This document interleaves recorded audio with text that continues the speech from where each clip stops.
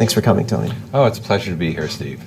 One of the reasons why we wanted to talk to you is, we're seeing already over $4 million spent on the state house races. That includes the governor's race, the legislative races, which is about $700,000 worth of that. And a lot of that money is being spent, or all that money is being spent independent of the campaigns themselves. Can you talk about why that is happening, and what does that tell us about what's going on with campaign finance? Well, it tells us a number of things. First, let's begin with the fact, as you know, we're seeing record spending in the elections this year, and it's going to continue right through to Election Day. And much of the money that we're being spent are by independent groups or outside groups. In some cases, groups that are formed here in Maine, such as Maine Forward. In other cases, groups that are more national groups, such as the Governors Associations or the League of Conservation Voters. And what that shows us is the changes that have taken place in our politics, both in terms of the politics and in terms of the laws regarding campaign finance. Let's begin with the politics first. Generally, it's the case that you're going to see high levels of spending whenever you have a competitive election. And it's the case this year, certainly in Maine, that we have a number of competitive elections, not just the governor's race, which is most important, but also in the 2nd District. We have an open seat, which has drawn a lot of national interest. We also, in the state legislature, have a number of very competitive races.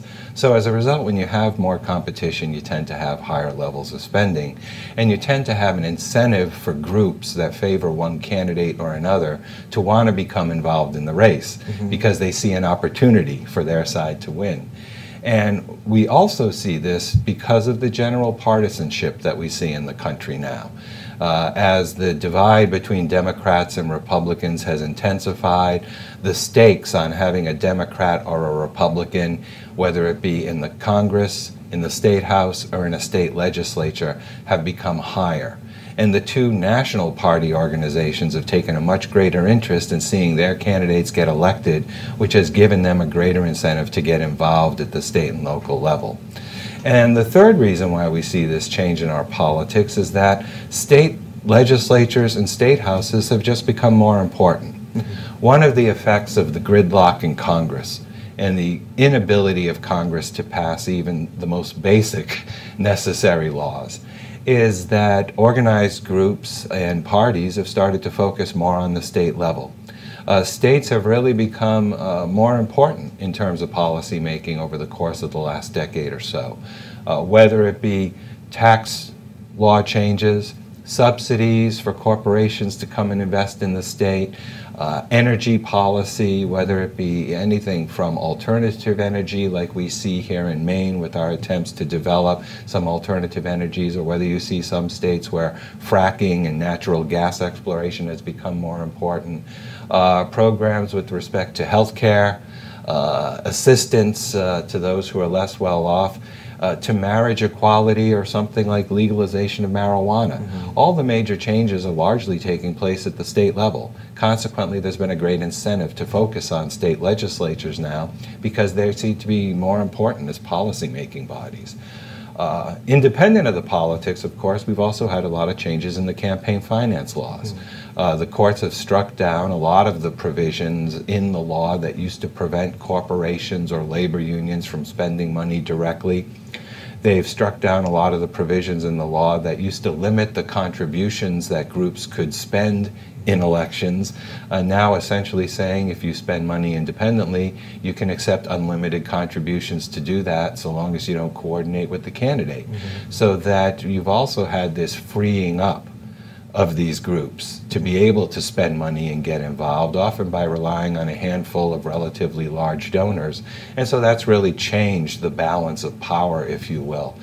It's no longer the candidate alone or maybe the party that's spending money, but now there's a lot of competition from these outside groups. Yeah, I'm glad you brought that up because it's one of the interesting things that I've noticed has been a lot of people talk about super PACs. But there's a distinction between super PACs and some of these other groups that are essentially groups that are affiliated with a nonprofit, which either tap their respective treasuries, but we don't know who are funding those nonprofits. Is that right? That's right. In fact, we have two basic problems. In one way, the laws become simpler because a lot of the restrictions in the law have been struck down. But that's really complicated the financing of these campaigns because now you have a lot of different actors. Generally, the groups will take a form based on the strategy they want to pursue. So, for example, a super PAC is a political committee that can take unlimited contributions from any permissible source and spend that on ads advocating a candidate so long as they don't coordinate with the candidate. And they disclose all of their contributions and they report them to the Federal Election Commission or to the State Election Commission, depending on state law. And therefore you can see who's giving the money. Then there's a second form, which is known as a 527 group. It's like the Republican Governors Association or the Democratic Governors Association, the Democratic Governors Association are two perfect examples. These are groups that are formed for the purpose of influencing elections, so they're political groups. But because they are not necessarily limited to federal elections or to state elections, they don't necessarily report to the Federal Election Commission or to the State Election Commission in the given state. Rather, they're required to report their donations to the IRS. Right. And quarterly they file with the IRS and they list the donors to their organization. Then there is a third form, which is a nonprofit organization, the most common of which, the ones that we see here in Maine, are known as 501c4 organizations. They're social welfare policy advocacy groups. They're tax-exempt organizations because their principal purpose is not politics. Their principal purpose is to advocate social welfare policies, to engage in activities that promote social welfare. Many of them are policy advocacy groups. And because they're a nonprofit corporation, they are not allowed to spend the majority of their money on politics, but they're allowed to spend some money on politics. But it has to be a not substantial amount. And because of that, they don't report or disclose their donors. What they may do is disclose money that they spend on an ad, but they don't report where the money came from. And because of that, these have become much more prominent. They are now responsible for a larger and larger share of the advertising, because if you have individuals who want to support a candidate but they don't want to be disclosed, they don't want people to know that they're one of the major donors behind this, you can go ahead and use the C4. And then generally many of them adopt a very generic name, such as Citizens for a Strong Economy, Citizens for a Safer America. So it's very hard for voters to tell who's really behind the advertising. I've often wondered what the long-term consequences of this is. If you have these groups and they're spending a lot of money in state-level races, what message does that send to either political parties or state legislators, gubernatorial candidates? What happens? Do they begin to only pursue policies that are aligned with these particular interest groups, or is there some other outcome? Well, you know, the concern is the influence they might have in the end on legislative voting or on the actions that any given state takes. One of the concerns by particularly those who are increasingly alarmed by the growth of these groups is that this may end up influencing voting behavior. We're already seeing some of this on Capitol Hill in Washington, where legislators, in basically thinking about a vote, have to be concerned about, if I vote one way or the other, will this result in an independent group coming in and spending $100,000 or $200,000 against me in my next election campaign? So I like to compare it with kind of a shot across the bow, you know, a kind of signal to legislators, this could happen to you. And therefore, you have to be concerned about the influence they have. A second, more direct influence, of course, is that as some of these groups spend large amounts of money, legislators are going to be more responsive to their demands. I mean, this is one of the things, if you want to put it in a broader context, that people have always argued about the National Rifle Association, right? For a long time, The NRA was a group that was willing to spend money independently against candidates, and there's a lot of evidence that that's been one of the things that tends to both influence their voting and, conversely, has led to more legislators supported by the NRA eventually gaining office. So that there's a real concern about the policy consequences.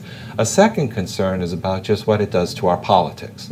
If you look at the advertising by these groups, it tends to be more negative than the types of ads you might see from a candidate or party. It makes it very difficult for voters to hold those advertising responsible and accountable for their advertising, because you don't vote for the group at the ballot box. So it's very different from an ad sponsored by a candidate. And generally, because these groups are independent, a candidate can say, well, my campaign has nothing to do with that ad. So what you're seeing now are campaigns that are more or less kind of two parts. The candidate will do positive ads about their campaign and ads about why they should be elected, and leave the negative ads or the contrast ads against the other candidate to the independent groups. And those groups are often much harsher in their attacks than you would see from a party committee or from a candidate. And that leads to the third concern people have. Those who are concerned with parties and their role in the political process, and are concerned that parties help to bring disparate groups together. Parties have an incentive in trying to get a broad range of voters out. Parties have an incentive in some ways to work with legislators to try to come to some common policy approach. Are concerned that what you're now getting is much more division and fractionalization because of the role of these outside groups.